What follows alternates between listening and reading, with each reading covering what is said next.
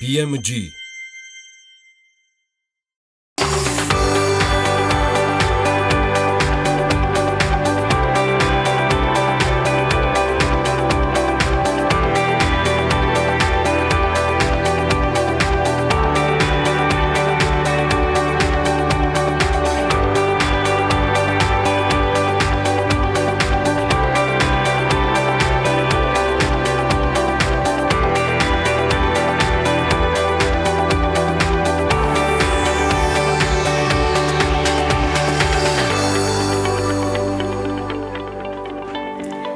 წეთაში ძველი კინოთეატრის შენობის ბაზაზე ახალი თანამედროვე სტანდარტების არქეოლოგიური მუზეუმი აშენდება სასარგებლო და საინტერესო სიახლეზე რამდენიმე წუთში.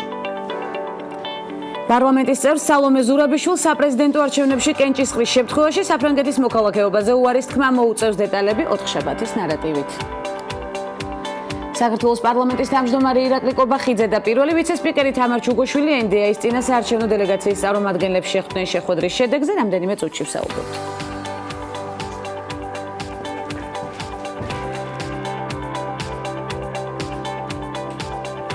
4 შაბათია დღეს 25 ივლისი სამუშაო დღეს მზად ვართ ამბის თხრობისთვის სასარგებლო და აქტუალურ საკითხებზე ცხადია ვნახოთ გადაცემის ანონსი და გავხსნათ მორიგი ნარატივი დილამშვიდობის 4 შაბათის ნარატივით და მამოტივირებელი ამბის თხრობით ქეთევან მელიქიძე UNICEF-ის სოციალური კეთილდღეობის პროგრამის ხელმძღვანელი და მომღერალი მუსიკოსი ეკა მამალაძე ეს ქალების ნარატივია ღვანცა ლახიძესთან ერთად წეთაში ძველი კინოთეატრის შენობის ბაზაზე ახალი თანამედროვე სტანდარტების არქეოლოგიური მუზეუმი აშენდება ინფორმაცია საქართველოს რეგიონული განვითარებისა და ინფრასტრუქტურის სამინისტრო ავრცელებს. ძველი ნაგებობის რეკონსტრუქციის შედეგად შენობაში განთავსდება საგამოფენო და საკონფერენციო სივრცეები, ფონდსაცავები, კაფეტერია და სხვა დამხმარე ვიზიტორთა თუ ადმინისტრაციული სათავსები. პროექტის ფარგლებში არსებული შენობის სივრცეში ინტეგრირებული არქეოლოგიური ძეგლის მცხეთის კარიბჭის საკონსერვაციო სამუშაოები ჩატარდება. მუზეუმის მიმდებარე საზოგადოებრივი სივრცე კეთილმოეწყობა და აღიჭურება გარე განათებით, ავტოსადგომით და სხვა ინფრასტრუქტურული ელემენტებით. პროექტი მსოფლიო ბანკის ფინანსური მხარდაჭერით ხორციელდება და მისი ღირებულება 9 მილიონ ლარს აჭარბებს. ესეც ყურადსაღები ინფორმაცია. ცხადია ველოდებით მოუთმელად შედეგს. პარლამენტის წევრ სალომე ზურაბიშვილს, როგორც უკვე აღნიშნეთ, საპრეზიდენტო არჩევნებში კენჭისყრის შემთხვევაში საფრანგეთის მოქალაქეობაზე უარის თქმა მოუწევს. წინააღმდეგ შემთხვევაში ის არჩევნებში მონაწილეობას ვერ მიიღებს.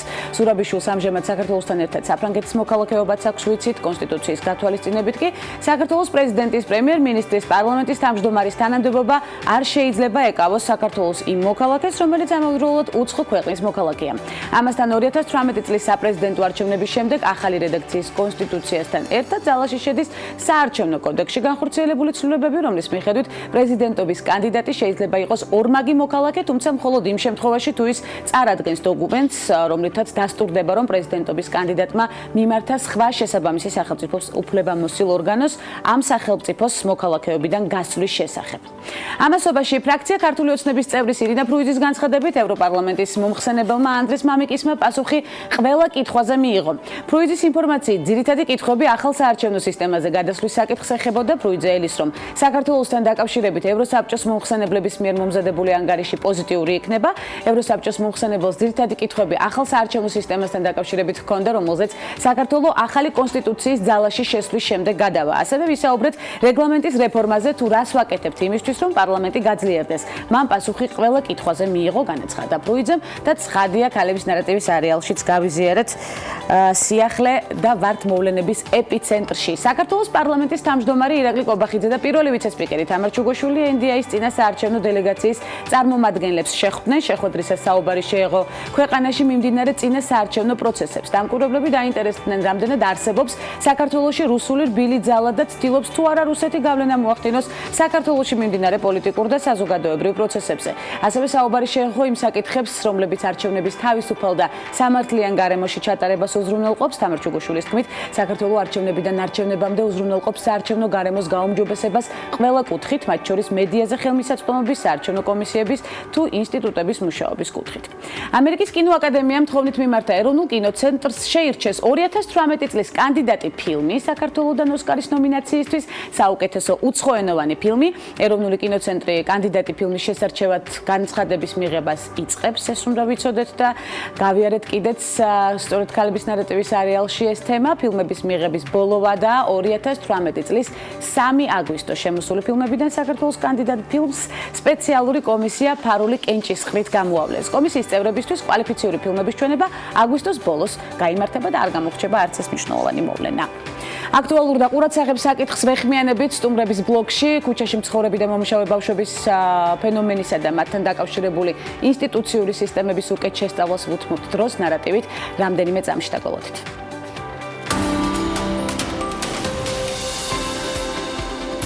მსოფლიო ბესტსელერების ავტორი, დეტექტიური ჟანრის მწერალი აგატა კრისტი 1890 წელს 15 სექტემბერს ინგლისში დაიბადა. 1920 წელს გამოვიდა მისი პირველი ნოველა The Mysterious Affair at Styles, რითაც ერთ-ერთი ყველაზე პოპულარული მწერალი გახდა. აგატამ განათლება სახლში მიიღო და 16 წლის ასაკში საცხოვრებლად ინგლისიდან პარიზში გადავიდა, მუსიკალური განათლების მისაღებად. 1926 წელს კრისტიმ დაწერა წიგნი როჯერ აკროიდის მკვლელობა, რომელიც მოგვიანებით მკითხველისთვის ყველა დროის ერთ-ერთი ფავორიტი ნოველა გახდა. სწორედ ამ პერიოდს დაემთხვა დედის გარდაცვალება და მეუღლის ღალატი, რის შემდეგაც აგატა კრისტი გაუჩინარდა. მოგვიანებით ის ჰეროგეითის სასტუმროში იპოვეს. პირველ მეუღლესთან 12 წლიანი განშორების შემდეგ 1930 წელს აგატა პროფესორ არქეოლოგ მაქს მალოვანს გაყვაცოლად, რის შემდეგაც დაწერა კიდევ ერთი კლასიკა მის ჯეინ მარპლი. აგატა კრისტის საერთო ჯამში დაახლოებით 70 ნოველა აქვს დაწერილი და მსოფლიოს მასშტაბით მისი ნამუშევრების მილიარდობით ასლია გაყიდული. ასევე აქვს 2 დაუსრულებელი ნოველა სახელით პორტრეტი და შვილის შვილი. ის არის მწერალთა ისტორიაში ერთ-ერთი ყველაზე გაყიდვადი ავტორი, რომლის ნამუშევრების 2 მილიარდი ასლია გამოცემული მსოფლიოს მასშტაბით. 1974 წელს აგატა უკანასკნელად გამოჩნდა წიგნის პრეზენტაციაზე მკვლელობა აღმოსავლეთ ექსპრესში. მწერალი 1976 წელს გარდაიცვალა.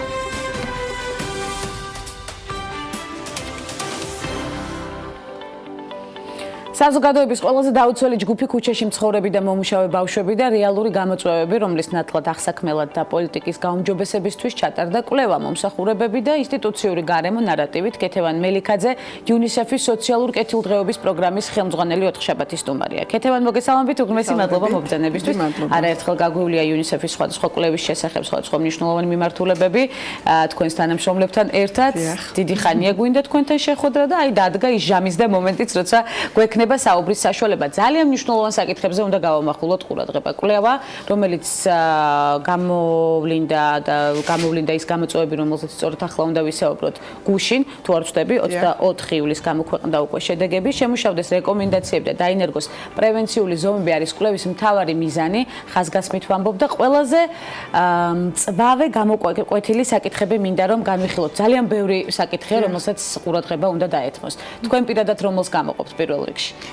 მოგესალმებით პირველ რიგში, რა თქმა უნდა, მნიშვნელოვანია ვისაუბროთ, რატო გავიდნენ ბავშვები ქუჩაში პირველ რიგში, იმისათვის რომ დავგეგმოთ ის პრევენციული ღონისძიებები, რომელიც თქვენ ახსენეთ. უნდა ჩავწვდეთ მიზეზებს, რატომ არიან ბავშვები ქუჩაში, რატომ რჩებიან ბავშვები ქუჩაში. სწორედ ამას უყურებს ეს კვლევა, გარდა ამისა უყურებს კვლევა იმას თუ როგორ ირჩენენ ბავშვები თავს, როგორ ურთიერთობას ამყარებენ თანატოლებთან, უფროსებთან, როგორ ურთიერთობენ სოციალურ სამსახურებთან და სწორედ ყველაფერი ამის გათვალისწინებით თვლით, რომ ერთი მხრივ მნიშვნელოვანია, რომ ღონისძიებები გატარდეს, რათა არ მოხდეს ბავშვის ქუჩაში გასვლა, მაგრამ მაინც თუ ბავშვი ქუჩაში დაგვხვდა, როგორ უნდა მოვიქცეთ იმისათვის, რომ მათი ცხოვრება გავაუმჯობესოთ, ისინი მოვაცილოთ ქუჩას და დაუბრუნოთ ბავშვებს. რა უბიძგებს ქეთევან ბავშვებს ქუჩისკენ? ძალიან მრავალფეროვანია მიზეზები და შესაბამისად მრავალფეროვანია ის ჯგუფები, რომელიც ქუჩაში გვხვდება. უდაოდ უკიდურესი სიღარიბე, გაჭირვება, ოჯახში კრიზისი, ავადმყოფობა, სიკვდილი, დისფუნქციური ოჯახები, ყველაფერი ეს ბავშვს ქუჩაში უბიძგებს. ძალიან მნიშვნელოვანი ფაქტორი და საგანგაშო არის ოჯახური ძალადობა და ძალადობა ბავშვთან მიმართ. ზოგჯერ ისეთ ფორმას ღებულობს, რომ ბავშვი სახლში აღარ დაედგომება და იგი გარეთ გამოდის და ფაქტიურად ახალ ოჯახს პოულობს ქუჩაში. ძალიან მნიშვნელოვანი არის ასევე მიზეზი, რომელიც უკავშირდება მიგრაციას, როგორც ოჯახების მიგრაციას, ასევე უშუალოდ მშობლების მიგრაციას. საუბარია, როდესაც ოჯახის წევრები გადიან ქვეყნიდან და ბავშვი დაუცველი რჩება, ან როდესაც უცხო ქვეყნის მოქალაქეები შემოდიან საქართველოში. ასეთი ტენდენცია გამოიკვეთა ჩვენ კვლევაში, განსაკუთრებით აზერბაიჯანიდან, მოსაცხარე ტერიტორიებიდან მიგრირებული ოჯახები, რომლებიც ეთნიკურად ქურთ და მოლდოვურ თემს განეკუთვნებიან. ძალიან მნიშვნელოვანია, სწორედ თქვენ ქუჩაში შექმნილი ოჯახი ახსენეთ და მე მინდა ის დაჯგუფებები განვიხილოთ და სექტაც გარკვეულ შემთხვევებში, რომელიც გამოიკვეთა კვლევის შედეგად. შემაშმოთებელი ფაქტებია ნამდვილად, რომელზეც თვითმხილველები საუბრობენ კვლევის პროცესში. რა კუთხით გამოვლინდა და რამდენად აღმოიფხვრა გარკვეულწილად ის პრობლემა, რომელიც გვხვდებოდა ერთი წლის წინ? სწორედ საუბარი არის იმ ბავშვებზე, რომლებიც ძალადობამ გამოიყვანა, როგორც წესი გარეთ. ანუ ამ ბავშვებს გაწყვეტილი აქვთ უმეტესწილად ურთიერთობა ოჯახთან და ქუჩაში ეძებენ სოციალურ კავშირებს და ამ კავშირებს პოულობენ ერთმანეთთან, თანატოლებთან, მათ შორის უფროსებთან ურთიერთობებში. ესეთი ასოციაციებიც ზოგჯერ უფრო ხანმოკლე და დროებითია, მაგრამ ზოგჯერ არის ძალიან მყარი. არის ჯგუფები, რომლებსაც აქვთ ძალიან მკვეთრად გამოხატული სტრუქტურა, იერარქიულია, როგორც წესი სტრუქტურა. ბავშვები ექვემდებარებიან გარკვეული ურთიერთობის წესებს და არის ასევე აი ამ გაწევრიანების, ინიცირების, ანუ ნათლობასაც უწოდებენ თვითონ ბავშვები. ცერემონიალი, რომლებიც ზოგჯერ თვითონ ამ ბავშვების და უკვე გაზრდილი ახალგაზრდების, რომელსაც ეს გამოცდილება აქვს, მოყოლით ზოგჯერ თვითდამაზიანებელ ხასიათს ატარებს, ძალიან ტრავმულია. ახალგაზრდები, რომლებიც უკვე გაიზარდნენ და ცხოვრების სხვა გზა აირჩიეს, ისინიც კი სწავლით იხსენებენ ხოლმე იმ გამოცდილებას, რომელიც ჰქონდა. რა თქმა უნდა, ეს ძალიან საგანგაშოა, ბავშვს ასეთი გამოცდილება არ უნდა ჰქონდეს. კიდევ ერთ ამონარიც გავაკეთებ, გოგონები ვალდებულნი იყვნენ სექსუალური მომსახურება გაეწიათ დაჯგუფების უფროსი წევრებისთვის, ესეც გამოიკვეთა ან სექტის მე არ წევრებისთვის. მინდა რომ ეს განზოგადდეს და რაღაცნაირად მაყურებელმა ჩათვალოს, რომ ეს არის ერთადერთი პრაქტიკა ქუჩაში, თუმცა ეს თვისობრივი კვლევა იყო, რომელიც ჩვენ ჩავატარეთ ერთ-ერთი ფოკუს ჯგუფის დროს თბილისში, როდესაც იყო აი ამ კონკრეტულ დაჯგუფებაზე ლაპარაკი და ცერემონიალებზე, ასეთი პრაქტიკაც გამოვლინდა, ისევ და ისევ ეს არის ერთადერთი ფორმა, გოგონები და ბიჭები ქუჩაში მუშაობენ. ეწევიან საკმაოდ ძიმე შრომას, როგორც წესი მოწყვეტილი არიან განათლებას, ესეც მინდა რომ აღვნიშნო, თითქმის არც ერთი ბავშვი არ შეხვდა, რომელიც განათლების სისტემაში არის ჩართული და მეორე მხრივ გუშინაც ვახსენე, ყველა ოცნებობს განათლების მიღებაზე. ანუ სურვილი დიდია, სურვილი აქვთ როგორც ეთყობა ისე რწმენა, რომ განათლება მათ უკეთესი ცხოვრებისკენ მიიყვანს. ამდენად მნიშვნელოვანია, ამიტომ იყო განათლების სამინისტრო ამ პროექტში ჩართული თავიდან სხვა სამინისტროებთან ერთად, რომ ყველას თავისი თვალით და თავისი ფუნქციის მიხედვით დაენახა რა არის მნიშვნელოვანი, სად არის ამ უწყების როლი, როგორ შეიძლება ბავშვის მდგომარეობის გამოსწორება. აი სწორედ სახელმწიფოს ჩართულობაზე უნდა ვიკითხოთ, ერთი წლის წინ დაიწყო კვლევა, 2016 წელს დაახლოებით ერთი წლის წინ, 2 წელია უკვე, თითქმის ამ დაჯგუფების ყოფილი წევრების თქმით, სწორედ საწყისში მათ მიერ დაკავებულ ტერიტორიას სახელმწიფო უწყებები და ქალაქის მთავრობა არ ეკარებიან. ასეთი ამონარიდიც ამოვიღეთ. დღეს როგორც ვიცით, ჩვენ ეთერს გარეთ ვისაუბრეთ, შეცვლილია ამ კუთხით. არის შეცვლილი მდგომარეობა, ჩვენ ვესაუბრეთ ყველა ჩართულ უწყებას. ეს ჯგუფი ყურადღების ცენტრში სახელმწიფოს მოექცა გარკვეული პერიოდის წინ, რის შედეგადაც როგორც თბილისის მთავრობამ, ასევე შინაგან საქმეთა სამინისტრომ, იუსტიციის სამინისტროც იყო ჩართული, რიგი ქმედებების განახორციელა იმისათვის, რომ ეს ადგილი ასეთი მომხიბლავი აღარ იყოს ბავშვებისთვის. ამდენად მე იქ არ ყოფილვარ პირადად, მაგრამ როგორც ყვებიან, ეს ადგილი უფრო გაიწმინდა და შესაბამისად ასეთი ფორმები ექსტრემალური ურთიერთობისა დღეს იქ. ანუ დღეს მსგავსი დაჯგუფებები შეგვიძლია თამამად ვთქვათ, რომ შეიძლება ნაკლებად გვხვდებოდეს. ამის თქვა თამამად მე როგორც მეცნიერული წარსულის მქონე ადამიანს არ შემიძლია, თუმცა იმედი გვაქვს, რომ მეცნიერულ წარსულს თუ გავითვალისწინებ, იმედი გვაქვს, რომ ნამდვილად ნაკლებია და კიდევ უფრო მეტად შემცირდება. თუმცა რა არის მთავარი აქცენტი? მე როგორც ხვდები, განათლებაზე უნდა გაკეთდეს მთავარი აქცენტირება და სახელმწიფოს ჩართულობა. ბევრი აქცენტი არის გასაკეთებელი. ვერ გამოვყოფთ, ამიტომ გუშინ მეკითხებოდნენ, რომელი უწყებაა პასუხისმგებელი. არ არის ერთი პასუხისმგებელი უწყება, რა თქმა უნდა. შრომის ჯანმრთელობის და სოციალური დაცვის სამინისტროს თავისი როლი აქვს, როგორც სოციალური დაცვის, ასევე ჯანმრთელობის კუთხით, იმიტომ რომ კვლევამ ისევ და ისევ აჩვენა, რომ ბავშვებს ხელი არ მიუწდება ჯანდაცვის სერვისებზე, მხოლოდ გადაუდებელი მდგომარეობისას, არადა ეს უმნიშვნელოვანესი ფაქტორია ბავშვის განვითარებისთვის. სოციალურ დაცვას რაც შეეხება ზოგიერთი ჯგუფის წევრები ურთიერთობენ უკვე არსებულ მომსახურებებთან, მე არ მინდა რომ მაყურებელმა ისე გაიგოს თითქოს არაფერი არ არის და მხოლოდ ჩარშან დაიწყო ამ ჯგუფზე ფიქრი უფრო ადრე 2010-11 წლიდან დაიწყო, არსებობს გარკვეული მომსახურებები, თუმცა იგი ყველა ბავშვის საჭიროებას არ პასუხობს და სწორედ ამიტომ გახდა ეს კვლევა საჭირო, რომ გვენახა რეალურად ვინ არიან ის ბავშვები, რომელსაც სერვისები ვერ წვდება და როგორ მივწვდეთ მათ. ამდენად თქვენ კითხოს რომ უპასუხო განათლებას უმნიშვნელოვანესი როლი აქვს, ასევე სოციალურ დაცვასა და ჯანდაცვას, მაგრამ ასევე მართლმსაჯულების სისტემასაც თავისი როლი აქვს, იმიტომ რომ იკვეთება ბავშვების მხრიდან კანონსაწინააღმდეგო ქმედება ზოგ შემთხვევაში, არის საუბარი იძულებაზე ზოგიერთ თხრობაში, ამდენად მხოლოდ კოორდინირებული მოქმედება და ისევ მხოლოდ სახელმწიფოს ამას ვერ გადავაბარებთ, აქ ვართ ჩვენს გარშემო ხდება ეს ყველაფერი, ჩვენს გვაქვს გარკვეული როლი, ზოგიერთი ჩვენგანი ასეთი ბრაზით და ზიზღით იცილებს ამ ბავშვებს როგორც ყველა და ამ პირობებში გადარჩეს ეს ბავშვი ნორმალურად გავითარდეს და რაღაც ეტაპზე თვითონ შექმნას ოჯახი და ბედნიერი ბავშვი გაზარდოს ძალიან ძნელია. ფსიქოლოგების ჩართულობა თუ არის აუცილებელია? არის ჩართულობა, თუმცა ისე და ისე კლევის რეკომენდაციებია, რომ უფრო გაძლიერდეს ბავშვების ფსიქოლოგიური რეაბილიტაციის მომსახურებები, რადგანაც ყველანაირ ტრავმას აქვს და ყველანაირ ფსიქოლოგიურ ძალადობას აქვს ადგილი ფიზიკურ, ფსიქოლოგიურ, არის უგულებელყოფის შემთხვევები, სექსუალური ძალადობის შემთხვევები ახსენეთ. ყველა ამ შემთხვევაში ჭირდება ძალიან ინტენსიური მუშაობა ფსიქოლოგების და სხვა პროფესიონალების, რომ ბავშვი ამ ტრავმისგან განთავისუფლდეს და ცხოვრება. უკეთესის მოლოდინში ჩვენ ცხადია პულსზე გვექნება ხელი და გავაკონტროლებთ ყველაფერს. UNICEF-ის არაერთი მიმართულება ცხადია არის ჩვენი სახელმძღვანელო ძალიან ბევრ საკითხში. რამდენი ხანია რაც სოციალური კეთილდღეობის პროგრამის ხელმძღვანელი ხართ? თქვენი წარსული პროფესია ახსენეთ და არ შემიძლია რომ ეს პორტფოლიო არ შევქმნა აქვე. მე გაეროს ბავშვთა ფონდში მუშაობ 2011 წლიდან და ამ პროგრამას ხელმძღვანელობ ამ პერიოდის განმავლობაში. და საკმაოდ მსუყე გამოცდილება გქონდათ მანამდე პროფესიული. დიახ. კეთევანს ვეუბნებოდი ეთერს გარეთ რომ აქამდე რომ არ შევხვდით, გასაკვირია, თუმცა გამოვასწორეთ კიდეც ეს მიმართულება და კიდევ უფრო ხშირად შევხვდებით ერთმანეთს. მე ვიცი რომ UNICEF-ის კვლევას ძალიან მნიშვნელოვანს და ყურადს ააღებ კვლევის პროცესს უკავშირდება სექტემბრის გეგმები.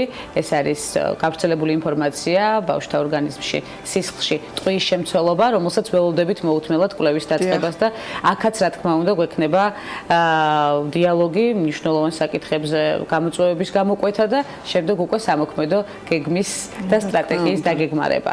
ველით სექტემბერში საწყის უკვე როგორც ვიცით, ხო? დავაანონსოთ ეს.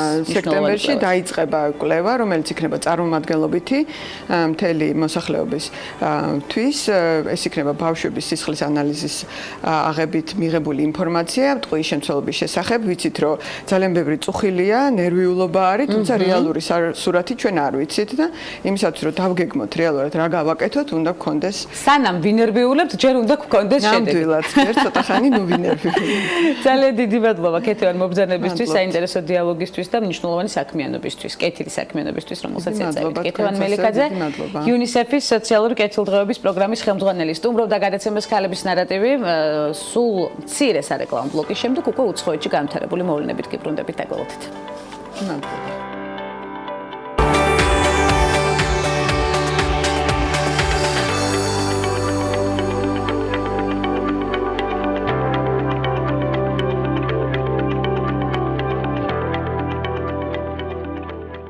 სარეკლამო ბლოკის დასრულების შემდეგ უცხოეთში განვითარებული მოვლენებით დაბრუნდით ქალების ნარატივის არეალში. სამწუხარო ინფორმაციით ხსნით სიახლეებს მოძრაობა ფიმინის ერთ-ერთმა დამფუძნებელმა ოქსანა საჭკომ პარიზში სიცოცხლე თვითმკვლელობით დაასრულა. ამის შესახებ ინფორმაციას უკრაინსკაია პრავდა ავრცელებს. ადგილობრივი მედიის ინფორმაციით შემთხვევა პარიზში საჭკოს ბინაში 23 ივლისს მოხდა. მომხდარი უკრაინსკა პრავდას ასევე დაუდასტურა ფიმინის ერთ-ერთმა აქტივისტმა ანა გუცოლმაც. გაეროში ამერიკის შეერთებული შტატების ელჩის ნიკი ჰეილის განცხადებით, რუსეთი არასოდეს გახდება ამერიკის შეერთებული შტატების მეგობარი. ამის შესახებ ნიკი ჰეილი მტელიარხ CBN-ისთვის მიცემულ ინტერვიუში განაცხადა: ჩვენ არ ვენდობით რუსეთს, ჩვენ არ ვენდობით რუსეთის პრეზიდენტს ვლადიმერ პუტინს, ისინი არასოდეს გახდებიან ჩვენი მეგობრები, ეს უბრალოდ ფაქტია, განაცხადა გაეროში ამერიკის ელჩმა. ნიკი ჰეილიმ ასევე აღნიშნა, რომ დონალდ ტრამპსა და ვლადიმერ პუტინს შორის შეხვედრა უნდა შემდგარიყო. გაეროში ამერიკის შეერთებული შტატების ელჩმა ასევე გამოხატა კმაყოფილება რუსეთთან მიმართებაში ვაშინგტონის პოლიტიკით. 16 ივლისს ფინეთის დედაქალაქში დონალდ ტრამპისა და ვლადიმერ პუტინის შეხვედრა შედგა ვიცით. რუსეთი და ამერიკა საერთო გამოწვევებსა და რისკებს უპირისპირდებიან. საჭიროა ჩვენი ძალისხმევის გაერთიანება მოსკოვსა და ვაშინგტონს საერთო სურვილი აქვთ ურთიერთობები აღადგინონ, აღნიშნა ვლადიმერ პუტინმა. თავის მხრივ ამერიკის პრეზიდენტმა აღნიშნა, რომ დიპლომატია და ურთიერთქმედება უკეთესია ვიდრე კონფლიქტი და დაპირისპირება, ხოლო მოსკოვსა და ვაშინგტონს შორის დიალოგი მსოფლიოს ინტერესებს პასუხობს. ლოს-ანჯელესში ისტორიული აუქციონი იგეგმება, რომლის მთავარი ლოტებით დისნეილენდის რეკვიზიტები იქნება. ამის შესახებ ამერიკის ხმა წერს. უნიკალური ნივთების გაყიდვას კოლექციონერი რიჩარდ კრაფტი გეგმავს. მისი კოლექცია 25 წელიწადს იცვლის და 750 ნივთს მოიცავს.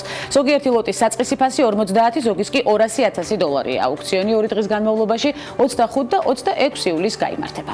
სპორტული ინვენტარის მწარმოებელი გიგანტი Nike 7,000 თანამშრომლისთვის ხელფასების გაზრდას გეგმავს. ადამიანების ეს რაოდენობა მისი სამუშაო ძალის 10% შეადგენს მთელს მსოფლიოში. კომპანიის წარმომადგენლების თქმით, ეს ნაბიჯი იმ კორპორაციული კულტურის შემადგენელი ნაწილია, რომელიც საკუთარი თანამშრომლების მხარდაჭერას და უფლებამოსილების გაზრდას ემსახურება. შეგახსენებთ აქვე, რომ კომპანიის ღირებულება $122 მილიარდ შეადგენს.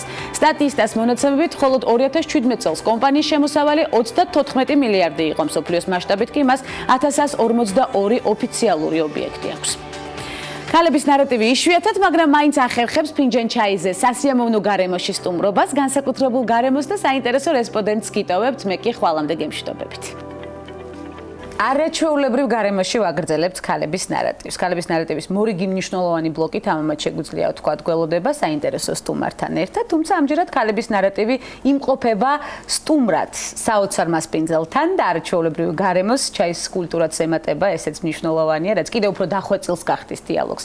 ამაშიც აბსოლუტურად დარწმუნებული ვარ. ეკა მამალაძე გვასპინძლობს დღეს. უღრმესი მადლობა მას. მადლობა პირიქით, რომ ამ არაჩვეულებრივი გარემოსთვის, იმ არაჩვეულებრივი ენერგეტიკის რომელიც ყოველთვის თან დაგდებთ და მე მქონდა ბედნიერება ერთხელ უკვე ქალების ნარატივში გაერთიანებისა თქვენთან ერთად ძალიან ბევრ საინტერესო მიმართულებაზე გავამახვილეთ ყურადღება. დაემთხვა ჩვენი გემოვნება სხვათა შორის და მრავალფეროვანი არჩევანი ჩაის სიყვარულისა პალედეტეს არეალში ერთიანდება და სწორედ ამ კუთხით უნდა დავიწყოთ საუბარი. რადგან ჩაის თანხლებით ვართ განსაკუთრებულ გარემოში, როგორია ჩაის მომზადების კულტურა ოჯახში, სადაც ახლა ვიმყოფებით და რამდენად ხშირად იგეგმება საუბარი ფინჯანი ჩაის თანხლებით. პირველ რიგში, როდესაც ჩვენთან ძალიან ხშირად ხდება ეს ამავე, როდესაც არიან სტუმრები, რა თქმა უნდა, პატიჟებს რომ მობძანდით რა ჩვენთან ჩაიზე. ყავაზე არა, სხვა ჩაი. მექნება ჩაი, რა თქმა უნდა, იქ ჩემი ტორტი, რომელიც მე განთქმული ვარ ჩემი ტორტით და ასე რომ ეს პირველი ეს თვითონ სიტყვა და თვითონ სიტუაცია არის, რომ მოდით ჩემთან ჩაიზე. ეხლა რამდენად არ მოგატყუებთ, რომ ეხლა ესეთი კულტურა მაქვს და ნუ უბრალოდ იხვეწება, იცით, ადამიანი რაღაც რომ მოგზაურობ, დადიხარ იქ, რაღაცას ხედავ, ეკითხები, იმ სიტუაციაში რაღაცა ამოყოფთავ, სადაც თქვა შენ არ იცი, ხო, იქ რაღაცა როგორი გარკვეული სახეობის ჩაის შესახებ. გარკვეული სახეობა და როგორ მზადდება და მე ძალიან დაკვირვებული ადამიანი ვარ, როგორც ჩვენი ოჯახის წევრები ყველა, იმიტომ რომ რაღაც მოხდები იქ, მოგწონს თვითონ ის ჩაი იცი რა მაქვს სხვათა შორის აი ვთქვათ აი ამაში ეს არის თვითონ ამას პატარა ჩაიდანში როდესაც ვთქვათ უნდა დააყენო რა რომ არ გაცივდეს მაქვს სპეციალური ძალიან ლამაზი ბროლის არა დასადებია სადაც იქ სანთელი იმ პატარა სანთელს ვანთებ და რომ არ გაცივდეს სხვათა შემიძლია ხო არ შემოვიტანო? მე წარმოვიდგინე წარმოსახვის უნარი მაქვს ასევე არაჩვეულებრივი. შუშა, რომელიც ქვემოდან სითბო ამოდის და ამას ადევ. ათბობს ამ ჩაის და არ ყავს პირვანდელ გემოს. გემოს და თვითონ არ გაცივდეს და შეინარჩუნოს ლამაზია რაც თავარია. ხო, აი ეს რაღაც ესთეტიკაც მომწონს, რა თქმა უნდა, ჩაის ძალა ვიცით ჩვენ რამხელა ძალა აქვს მწვანე ჩაის მაგალითად, დადებითი თვისებები, მაგრამ ყველაფერს თურმე აღმოჩნდა როგორც გავიგე, ესე ვთქვა და ჩაიზე რაღაცები წავიკითხე, არ შეიძლება ბევრი რაოდენობით. ხო, იმიტომ რომ შეიძლება აი ეს მწვანე ჩაი, რომ რაღაცა ხშირად ვსვათ, შეიძლება გული სხვადასხვა სარგებელი მოყვა, სხვადასხვა სახეობის ჩაის და ყველაფერს თავისი კულტურა აქვს. მომზადების წესსაც რაც მთავარია, ცხადია. ვის აქვს სწორედ ეს საპატიო მისია გადაბარებული ჩაის მომზადების კუთხით? ყველაფერი მე მაქვს ჩემს სახლში. სამზარეულოში ტრიალით. სამზარეულოში კი, იმიტომ რომ ნანი ეს აიზის და ეს აბა ეს და ეს როგორია და რაღაცა მამოწმებს, მაგრამ მაინც ესთეტიკას უფრო უყურებს, ვიდრე ვთქვათ იმ მომზადების რაღაცა ძალიან რაღაც განსაკუთრებულობას. შესაბამისად ცნობილი ტორტიც გვაქვს უკვე სახეზე. სხვა წარმატებებთან ერთად. მართლა გაჭამოთ, იმიტომ რომ მაქვს დიდი სიამოვნებით მე დაველოდები მორიგ დაპატიჟებას ასევე მარაჩვეულებრივ ოჯახში, იმიტომ რომ იმდენად მიმზიდველია და დამაბალანსებელი, რომ ხშირად გინდება კლავს სტუმრად მოსვლა. ტორტით და ხილი. და არაჩვეულებრივი საზოგადოება, რაც მთავარია. შეხმატკვილებული ოჯახი, წარმატებული პროფესიული გზის მიმართულებით და რჩევების გადანაწილება. ვიცი რომ არაერთ გზის გეკითხებიან სწორედ ამას. არაერთ ოჯახის წევრს, კი ბატონო, თუმცა საინტერესოა ცოცხალი ლეგენდას უბადლო შემსრულებელს ასევე ამომავალ დამატყოვებელ ვარსკვლავს შორის როგორ ხდება რჩევების გადანაწილება. მე ახლა ხანს დავესწარი ოქროს ტალღის დაჯილდოების ცერემონიალს, სადაც სამნი იდექით სცენაზე, არაჩვეულებრივი შესრულებით და დაინგრა დარბაზი ოვაციებით. აი, სწორედ ასეთი ოვაციების შემდეგ მგონია, რომ მაინც განსაკუთრებული რჩევები და მიმართულებები გაქვთ ერთმანეთის მიმართ. არა, თქვენ წარმოიდგინეთ ეს რაღაცა ჩანს ხოლმე, ხო იცით, ეს შიდა სამზარეულო ხო მართლა ყველას აინტერესებს როგორია. ჩვენ ცოტა რო გითხრათ რომ უპასუხისმგებლობით არ არის ნანი მაგალითად ცნობილი და არც მე, მაგრამ ეს მაინც ხდება ძალიან მარტივად, იცით? ამაზე არ ვფიქრობთ ისე რომ და ცუდია სხვათა შორის, მაგრამ იმდენად ორგანულია ეს ჩვენი სამი ადამიანის აი რაღაცა ესეთი რომ საკმარისია. თავარია რაღაც პატარა იდეა იყოს და იმას მე მივყვებით. რო გითხრათ რომ ეხა ისევ მეცადინეობთ რაღაცა რეპეტიციებთ, არაფერი. აი ერთ იცით ხანდახან ვფიქრობ რომ მოსაბეზრებელიც ხო არ არის თქო მე ნანი და ნატალია, იმიტომ რომ რაღაცა რამდენიმე კონცერტში ესე ვიყავით ხშირად და ვფიქრობდით რომ მოდი ახლა დავიშალოთ, ან გავიშალოთ, მაგრამ რაღაცა მაინც საერთო სახალხო ეს არის აღთოვანება და უნდა ხოლმე ეს სამი ერთად თაობა რომ ნახონ და ჩვენ კიდე რო გვაქვს რაღაცა პროტესტი კი არა, უბრალოდ მორიდება რომ ეგება ხო არ მოვაბეზრეთ ადამიანებს. რას ბრძანებთ? ამას მოწმობს სწორედ იმას რომ სამივეს ერთად სცენაზე, სწორედ ის ოვაციები, არაჩვეულებრივი გამოჩენა სცენაზე და უბადლო შესრულება მოწმობს ის ოვაციები, ის წარმატებული ნაბიჯების შემდეგ და ის გამოხმაურება, რომელიც ვიცით ძალიან კარგად და არ არის გასაკვირი. ცხადია, სწორედ ახლა კონცერტზე ვსაუბრობდით, არ შემიძლია არ გავიხსენოთ 16 აგვისტოს კონცერტისთვის მზადება, ფლექსი არენაზე იგეგმება, როგორც ვიცი, სადაც ნანი ქრის ბოტისთან ერთად ვიხილავთ. მზადების პროცესი როგორ მიმდინარეობს? ერთობლივი ოჯახური? არა, ერთობლივი, მაგრამ რაღაცა ღელვა უცბად რაღაცა ნანის გაახსენდება რომ ვაიმე დედა ეხლა ის უნდა ვქნათ, ის ვქნათ, მაგრამ აი ეხლა სწორედ ვიკრიბებით დღეს ნიკოლოზ რაჭველი კიდევ თეა ჩვენი რომელიც შემოქმედებით მარინე ბერძენი. იცით რა არის? რაღაცა უკვე დუხს ეს ამბები, მაგრამ საოცარია საერთოდ ნიკა, იმიტომ რომ ჩვენ უფრო ვღელავთ, რა თქმა უნდა ისიც შეიძლება ღელავდეს, მაგრამ აი რო იტყვის რომ ვთქვათ დავინახე. აი საოცარი ადამიანია და ნიჭის ხო ხედვა როგორ არის, ვთქვათ შეიძლება არაფერი არ იყოს მზად, მაგრამ ის ჯდება და ნანის ეუბნება. აი უყვება. ეხა ეს მოდის. მე ეს და აი წინა რაღაც მართლა და სწორი ზუსტად ნუ ეხა უკვე ისეთი გამოცდილება აქვს ნიკასა იწოს.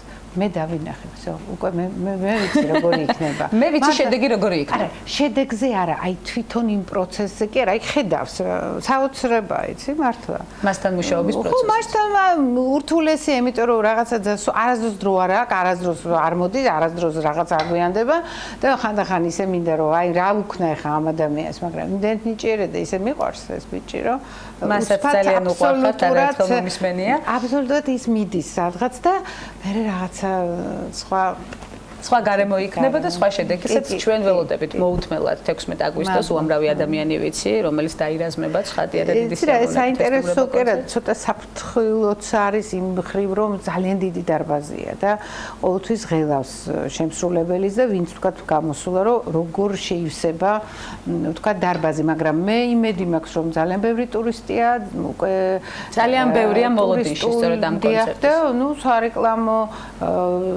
აქტივობებით მსახიობებიც ალბათ იქნება გაგა უფრო ახლა უკვე ძალიან ბევრი ელოდება, სწორედ ამიტომ ვამბობ ამ კონცერტს, თანაც შემსრულებელი ისეთია, რომ დიდი მასშტაბები ჭირდება მას, პატარა მასშტაბი ნამდვილად არა. სამომავლო გეგმებზე ვსაუბრობდით და მე ვიცი, რომ თქვენი პირადი კონცერტი იგეგმება. ძალიან მალე იმედია, რომ სწორედ მალე იქნება კონცერტი, ასევე უამრავი მაყურებელი მაქვს და ეგება ოქტობრისთვის რაღაცა ჩაფიქრებული მაქვს. არა შიდა სივრცეში, გარე სივრცეში მინდა, ხო, ეს რაღაც კაი ადგილი მაქვს ძალიან ლამაზი და თბილისში მოგეხსენება ძველ თბილისში არის უამრავი კარგი სივრცეები და ერთ-ერთი მაქვს ამოჩემებულად და არ ვიცი, ალბათ მე ვფიქრობ, რომ ამას განვახორციელებ. მე ვფიქრობ, რომ ალბათ უნდა მოხსნათ და აუცილებლად უნდა განახორციელოთ. მე ყოველ შემთხვევაში ველოდები ამას დიდი სიავნებით. ჩემი 11 წლის შვილიც დაელოდება, რომელიც თქვენი ძალიან დიდი თაყვანისმცემელი გახდა მას შემდეგ, რაც თქვენი ტანდემი მოისმინა. სამომავლო კონცერტს ველოდებით და მაინც ჩაის თანხლებით დიალოგი კიდევ უფრო დინამიურია. მადლობა პალიდეტეს ჩვენი აჩიკჩიკებისთვის. ველი მორიგ დაპატიჟებას უკვე იმ სხვა მიმართულებების ასათვისებლად, რომელიც ეკა მამალაძეს სამზარეულოსთან დაკავშირებს, ასევე ცნობილი სხვა წარმატებულ ნაბიჯებთან ერთად და უღრმესი მადლობა არაჩვეულებრივი მასპინძლობისთვის. უღრმესი მადლობა. მადლობა.